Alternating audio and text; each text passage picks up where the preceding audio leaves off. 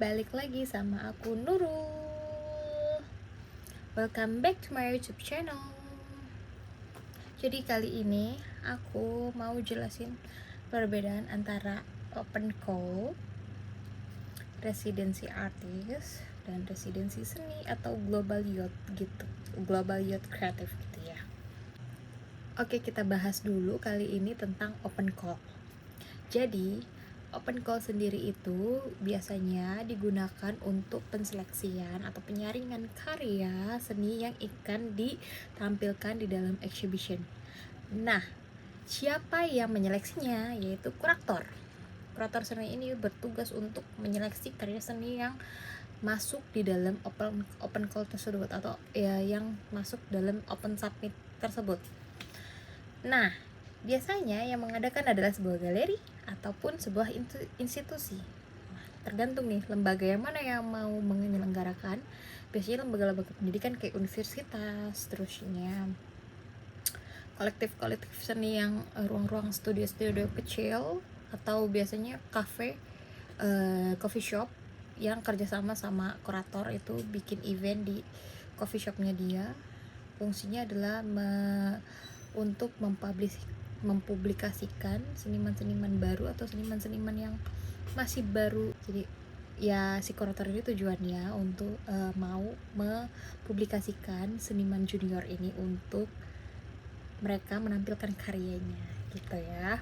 Nah, jadi biasanya mereka kerjasama sama coffee shop atau galeri kecil, galeri seni, atau yang besar pun juga ada sih. Cuman tapi biasanya kalau yang besar itu berbayar gitu. Catat berbayar, tergantung. Kenapa berbayar? Karena mereka harus membayar publikasinya. Publikasi itu harus bukan harus sih, tapi lebih kayak ya ada art handler. Jadi kita kalau mau masang karya gitu nggak mungkin asal-asalan, kita butuh art handler untuk menghandle karyanya di gantung. Ya kalau ya tergantung, intinya semua itu balik lagi ke tergantung siapa yang bikin acara ya. Kalau emang itu dibutuhkan art handler ya mereka harus bayar itu. Terus yang kedua adalah publikasinya berupa kayak ya di sosmed ataupun berupa print katalog atau berupa poster. Nah itu kan harus mengeluarkan budget ya, kayak print dan lain sebagainya. Walaupun ya nggak begitu banyak. Terus ada banner juga kan ya, kayak gitu-gitu yang perintilan kayak gitu tuh yang kelihatannya sedikit tapi sebenarnya banyak makan duit. Nah terusnya apalagi ya, biasanya krunya pakai print kaos gitu ya kan, atau apa gitu. Nah yang kayak gitu-gitulah yang nggak kelihatan tapi itu sebenarnya dibutuhkan juga. Kenapa kelihatan? Supaya kelihatan lebih profesional aja karya acara eventnya gitu. Nah sebenarnya ya nggak harus, sebenarnya balik lagi siapa yang menyelenggarakan dan melaksanakan si event tersebut, exhibition tersebut gitu. Nah kalau di institusi biasanya antar institusi biasanya mereka berbayar tergantung penyewaan tempat tersebut disewakan atau tidak. Kalau tidak disewakan, kayak misalkan ada galeri di kampus gitu, nah itu kan tidak terlalu disewakan ya biasanya, karena birokrasinya lewat kampus aja ya. Biasanya ya sudah ya peminjamannya kita hanya membayarkan uang kebersihan aja, dan itu kan nggak terlalu banyak gitu ya. Sudah jadinya itu biasanya rata-rata kalau yang antar kampus gitu yang pamerannya open call atau open submissionnya tuh gratis sih.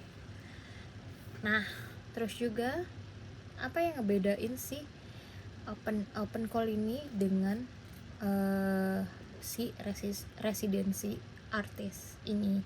Jelas berbeda sayangku. Kenapa? Karena open call itu basisnya adalah ya event seni untuk memamerkan karya seni, sedangkan residensi seni ini ada sebuah inkubasi atau tempat dimana kita bisa berpikir, terusnya menganalisis, networking juga, terusnya kita research. Jadi waktunya itu lebih lama. Ujungnya apa? Ya pameran juga sebenarnya. Cuman di residensi artis ini yang bedain adalah mereka biasanya ada yang free full funded atau yang 50-50 berbayar. 50-50 ini biasanya kita bayar dari negara kita berangkat dari negara kita ke negara tujuan. Nah, itu 50-50 kayak gitu. Nah, nanti baru deh sampainya kita di negara tujuan tersebut, baru kita dikasih akomodasi atau biaya untuk ke tempat tujuannya atau tempat residensinya atau di kota residensinya tersebut gitu. Kita biasanya didanai lah. Nah, kalau yang full funded ini, kecuali kita sudah seniman besar, catat kita diundang sama pihak mereka untuk datang ke acara residensinya mereka. Maksudnya kita di approach nih sama si dari galeri apa gitu misalkan, atau dari inkubasi apa, kita di approach untuk hai, biasanya kita mau kamu join di acara residensi kita gini nih. Nah, nanti biaya rinciannya kita disuruh mengajukan, biasanya kita suruh mengajukan proposal yang dimana kita butuh apa aja gitu.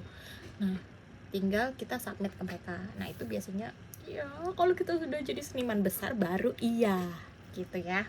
Tolong catat ya. Jadi semuanya tuh tidak ada yang gratis sebenarnya 100%. Jadi walaupun itu gratis 100%, kamu harus standby duit yang dimana itu untuk pengeluaran kecil-kecil kayak bayar bis atau e-money dulu sebenarnya, buat perihal-perihal kayak gitulah kecil, atau beli paket apa segala macam. Nah, itu harus standby duit. Even kita didanai 100% ya. Biasanya yang untung itu adalah scholarship student yang ada di negara tersebut. Nah, di kota mana gitu, misalkan di kota mana dia mengadakan residensi, sehingga mereka ya udah tinggal datang ke kotanya aja, dan itu biasanya 100% full funded ya jelas, karena kita sudah punya visa pelajar, jadi kita tidak usah membuat visa lagi ya, tidak gitu bukan. Nah, yang ketiga adalah residensi seni yang berbasis Global Youth Creative. Kalau kalian pernah dengar nama itu, Global Youth Creative gitu, atau biasanya Global Youth doang. Nah, tapi ini biasanya konteksnya beda pembahasan tuh, kalau Global Youth sama Global Youth Creative. Nah, jadi kalau si Global Youth sama si residensi artis ini adalah jauh berbeda, sama sebenarnya konsepnya, cuman tapi yang membedakan adalah siapa yang ada di dalamnya, siapa yang diundang di dalamnya. Kalau residensi artis emang mereka artis atau seniman yang emang sudah bekerja di dunia tersebut atau udah kecemplung di ranah tersebut ya. Tapi kalau Global Youth Creative itu biasanya dari berbagai background yang daftar apply untuk mereka punya minat seni nih, atau mereka punya minat yang sama untuk something lah, yang biasanya udah ada temanya tuh. Jadi mereka, oh ini ada misi ini nih, terus berkaitan dengan kreatif juga. Wah, jadi kan jauh, kalau konteksnya kreatif udah pasti kita bisa apa aja gitu, kita bisa make it something yang apa aja gitu lah ya. Nah, Global Youth Creative ini jauh ya konsepnya kurang lebih sama kayak tadi ya, cuman tapi yang bedain adalah orang di dalamnya doang. Orang di dalamnya ini berbagai background yang suka seni dan mau ingin membahas tentang si konteks yang tema yang sudah ada dari si pihak mereka itu yang mengadakan. Kayak contohnya punya gue waktu itu adalah Global Youth Creative Residency di Jeju, Korea ya. Nah, itu biayanya 50-50. Jadi gue harus bayar dari Jakarta ke Incheon dulu. Nah, habis itu baru mereka reimburse dari si Incheon ke Jejunya. Mereka reimburse tuh semua akomodasi transportasi yang gue pakai. Cuman enggak semua, mereka cuma bayar pesawat doang. Habis itu biaya bus ya dari gue sendiri, dari ya gue tapping sendiri, bayar sendiri gitu. So far kayak gitu sih, karena mereka butuh stroke gitu kan. Kita kalau mau ngerembes ke mereka, kita harus menampilkan siapa namanya, rembesan si tiket pesawat dan lain sebagainya gitu. Visa pun mereka nggak kasih kita gitu. Jadi ya udah 800.000 hilang begitu saja. Jadi mereka cuman cover biaya pesawat aja. Nah terusnya ya yang diuntungkan adalah student scholarship itu yang emang udah ada di Korea, sehingga mereka tinggal berangkat dari si Incheon itu ke Jeju atau dari kota mereka ya Busan atau apa terus ke Jeju, udah enak kan, mereka untung karena mereka nggak perlu lagi visa, mereka sudah punya visa pelajar, jadi easy for them untuk mengikuti si acara residensi, tergantung mereka di lolos atau enggak gitu.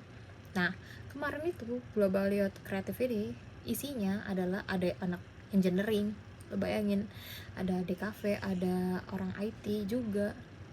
Terusnya engineering itu yang orang fisika ya, S3 di Korea untuk meneliti si baterai mobil listrik ini gitu. Nah itu dia, jadi dia ikut lolos, ternyata ikut si acara residensi ini karena temanya adalah tentang climate change, jadi ya mungkin berkesinambungan kali ya, apa impact yang diharapkan dari si peserta-peserta ini untuk menciptakan suatu gagasan atau pengkaryaan gitu. Nah waktu itu ujungnya ya bikin karya, dipamerkan dan dipresentasikan, cuman pada saat itu gue tidak bisa mengikuti presentasinya karena gue harus balik ke Jakarta karena gue cuma 5 hari, karena mereka cuma biayain 5 hari aja gitu guys. Tidak enaknya seperti itu. Kalau kita student di sana lebih enak, kita mau berapa lama kayak mereka welcome.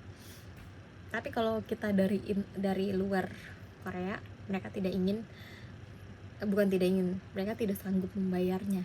Itu aja sih sebenarnya, karena budgetnya kan ada terbatas ya gitu. Walaupun kita ada bikin proposal atau enggak ada. Waktu awal-awal mereka bikinnya di Google Form, cuma mereka tanya, ada beberapa pertanyaan yang harus kita jawab, banyak sih waktu itu. Kenapa kamu pengen ikut acara ini gitu, seberapa penting kamu sampai kamu tuh harus diundang sama kita gitu, intinya gitu ya. Nah terusnya sama yang terakhir tuh apa ya poinnya, kemarin gue sampai pusing banget mikir si itunya. Oh, apa yang kamu ketahui tentang negara kita itu. Terus ya gue bilang aja ya gue tahu Jeju itu karena dari drama, yang kedua karena gue suka nonton drama, yang ketiga apa ya waktu itu gue jawab, pokoknya intinya itulah ya itu dia balik lagi, jangan sekali-kali daftar kalau lu nggak tahu negara, bukan nggak tahu negaranya, maksudnya ya nol pengetahuan dari negara tersebut, atau lu nggak terlalu suka, kayak misalkan nggak suka karena apa, dia rasis lah atau apa, ya jangan gitu kalau bisa, karena nanti pas di sananya lo bakal keribetan atau resok sih, pasti iya ya, nggak mungkin enggak. Setiap negara pasti kalau kita kesana pasti bakal culture shock, cuman tapi ya gitulah pokoknya nih, kalau kita udah gak suka ya jangan dipaksa kesana gitu aja deh. Nah terusnya habis itu apa ya poinnya kalau sebenarnya residensi itu tidak ada yang 100% free gitu, kecuali kita emang sudah terkenal atau kita diundang sama mereka gitu. Jadinya ya menurut aku kita harus tetap standby, walaupun kita dapat 100% full funded gitu ya, kita harus standby duit untuk safety, dimana kita bisa buat pakai uang itu untuk ya naik bis atau apalah segala macam ya, buat beli perintilan kecil yang emang kita butuhin gitu. Itu aja sih saran dari aku. Sisanya ya kalau ada yang mau kalian tanya, boleh banget langsung komen di bawah. Habis itu boleh DM aku langsung direct ke Instagram, boleh banget. Oke, sampai sini aja, bye.